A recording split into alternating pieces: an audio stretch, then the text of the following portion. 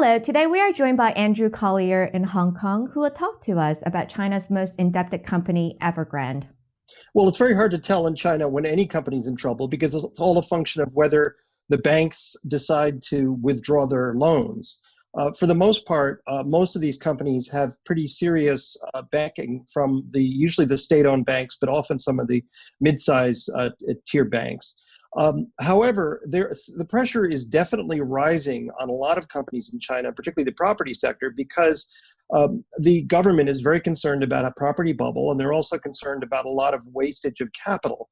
So we saw some state-owned companies that have defaulted unusually enough, and other signs of pressure. I think for the most part that's signaling. That's not actually an effort to cause a systemic crisis or an inability to stop a systemic crisis. In the case of Evergrande, it is kind of in a difficult situation. It is one of the more indebted property developers, if not the most indebted.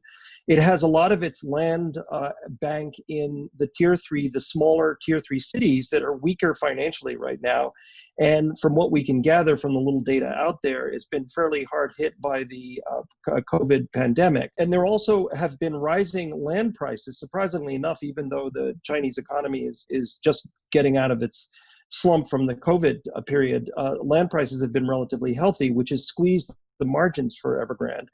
So they are in a difficult spot, and it could be that the government is going to squeeze them, and they are going to have to raise a lot of cash by selling a lot of assets quickly, which will definitely depress prices. Andrew, thank you very much.